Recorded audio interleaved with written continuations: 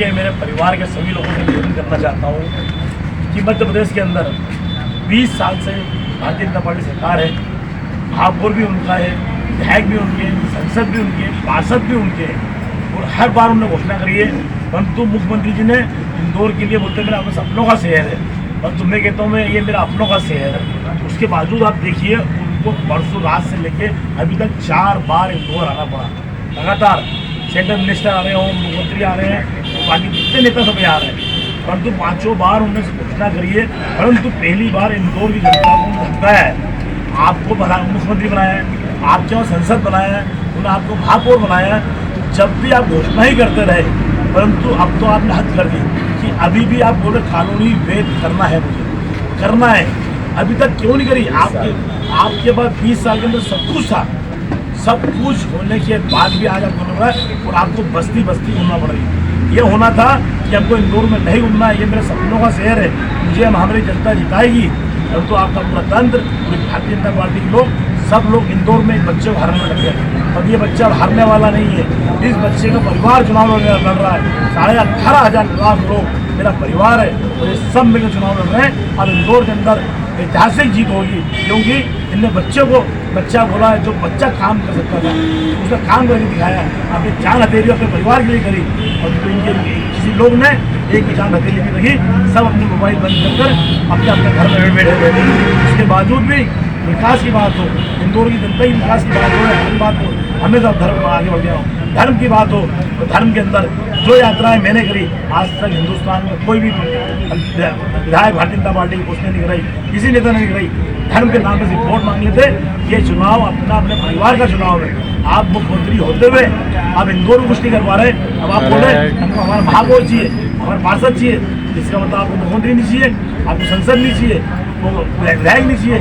आपके लिए बड़ी शर्म की बात है। हमारा मुखिया होने के बावजूद आपको इंदौर में 24 घंटे बैठना पड़ रहा, आपके अध्यक्ष को बैठना पड़ रहा, आपके मंत्री को बैठना पड़ रहा।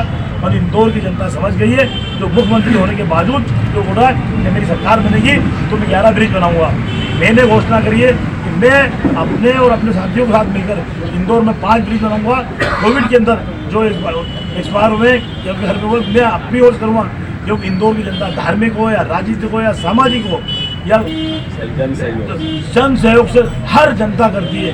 अरे आपको जब कोरोना का भी 1 महीने पहले आप सरकार के पास पैसे कम पड़ गए थे, तो इंदौर की जनता ने बच्चों की इंदौर की अपनी सरकार बनाने के लिए पिछले 15-20 दिनों से जनसंपर्क और अलग अलग माध्यम से हर पार्टी की अपील कर रही थी।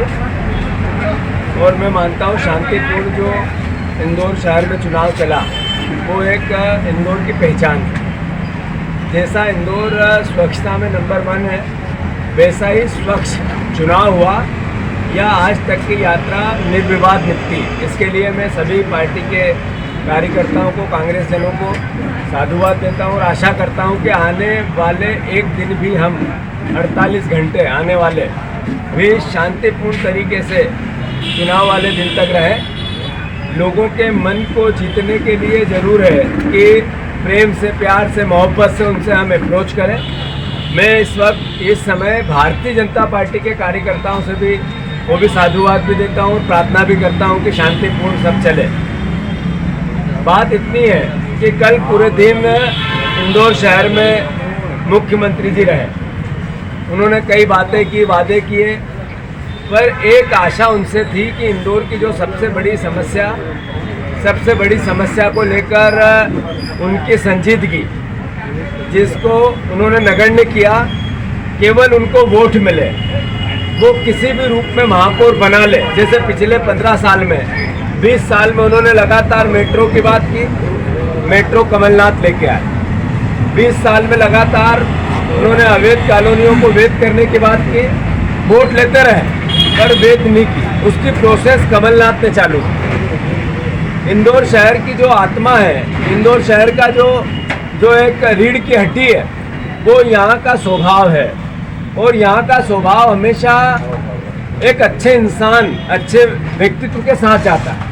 संजय शुक्ला जी ने जिस तरीके का कर्तव्यनिष्ठ लोकतांत्रिक जनप्रतिनिधि होता है, उस तरीके का व्यवहार पिछले 5 साल 4 साल से एक विधायक के रूप में किया, इंदौर शहर की जनता ने देखा है। इंदौर शहर की जनता ने ये भी देखा है कि कोविड काल में कोई एक व्यक्ति जो घर से निकलते वक्त उसके परिवार के लोग उसको रोकते थे, तब जान हथेली पर लेकर जान की परवाह न करते हुए जिस तरीके से शमशान में गए, जिस तरीके से हॉस्पिटल में गए, प्रशासन से लड़े, जेल तक गए, मुकदमे तक लगवाए और अंतोगत्वा ये कहा मेरी सारी संपत्ति ले लो, पर लोगों के लिए जो आवश्यक सुविधा है वो उपलब्ध कराओ, दवाइयाँ उपलब्ध कराओ, राशन उपलब्ध कराओ। कोविड काल में कोई एक व्यक्ति जो घर से निकलते वक्त उसके परिवार के लोग उसको रोकते थे, तब जान हथेली पर लेकर जान की परवाह न करते हुए जिस तरीके से शमशान में गए, जिस तरीके से हॉस्पिटल में गए, प्रशासन से लड़े, जेल तक गए, मुकदमे तक लगवाए और अंतोगत्वा ये कहा मेरी सारी संपत्ति ले लो, पर लोगों के लिए जो आवश्यक सुविधा है वो उपलब्ध कराओ, दवाइयाँ उपलब्ध कराओ, राशन उपलब्ध कराओ। ये उस समय महापौर के चुनाव का कोई भाव नहीं था, पर एक जनप्रतिनिधि के कर्तव्यों की, एक श्रवण कुमार जैसे बेटे के व्यवहार का एक नज़ारा था, एक सोच था, एक विचार था। तो मैं इंदौर के परिवारजनों से अपील करता हूँ, प्रार्थना करता हूँ कि वो जनप्रतिनिधि जिसने आपके बीच में रहकर आपका मन जीतने की कोशिश की, मैं भारतीय जनता पार्टी के महापौर के उम्मीदवार को किसी भी प्रकार की नकारात्मकता में नहीं ले जाना चाहता, पर 2 सवाल बनते हैं उनसे। महापौर के जो भारतीय जनता पार्टी के प्रत्याशी है, क्या ऑक्सीजन की कमी हो रही थी इस शहर में, तब आप सरकार तरफ से इस बात की पैरवी कर रहे थे कि नहीं कर रहे थे कि ऑक्सीजन की कोई कमी नहीं है? आपको उत्तर देना चाहिए। अगर ऑक्सीजन की कमी से लोग मरे, हताहत हुए, ईश्वर के पास चले गए और आपने सरकार तरफ से कोर्ट में कहा कि ऑक्सीजन की कमी नहीं थी, तो अल्टीमेटली आपने धोखा किया उस परिवार से, उन परिवारजनों से जिनके परिवार के लोग ऑक्सीजन के लिए तड़प तड़प के मर गए। दूसरा, आपने कहा इंदौर में कोविड से मौतें नहीं हुई, ये आपने कोर्ट में जिरह की सरकार तरफ से। तो आप उत्तर दो इस शहर को कि क्या कोविड में लोगों की मौत लापरवाही से सरकार और हॉस्पिटल की स्वास्थ्य सेवाओं की हुई या नहीं हुई? और अगर हुई तो फिर आपने कोर्ट में झूठ क्यों बोला? जिरह में आपने ऐसी बातें क्यों की जिससे कि उस परिवार का वो व्यक्ति जो इस कोविड काल में मौत के गले निकल गया, उस गले लग गया, उसके साथ अन्याय है या नहीं है? और तीसरी बात जो सबसे महत्वपूर्ण है, मेरे मुख्यमंत्री ने शिवराज सिंह चौहान ने इंदौर शहर की जनता को इंदौर में वचन दिया था, इंदौर में बातें कही थी, बयान दिया था कि जो परिवार के लोग कोविड में मरे हैं उनको मैं 1-1 लाख रुपए की राशि सरकार तरफ से दूंगा। मुख्यमंत्री जी पूरे दिन आप घूमे, आपने उन कोई कार्रवाई नहीं कर पाए ऐसे अधिकारियों पर जो जांच भी खुद ही कर रहे हैं घोटाले में। और चोर मोसेरे भाई जो नेता थे, अधिकारी थे, सीवरेज की लाइन में, स्मार्ट सिटी में, बसों की खरीदी में, अमृत योजना के अंतर्गत अरबों रुपए खा गए हैं और जनता से वसूली चल रही है। जांच भी होगी और वसूली भी बंद होगी। अधिकारी और नेता दोनों एक थैली के चट्टे बट्टे हैं, चोर चोर मोसेरे भाई।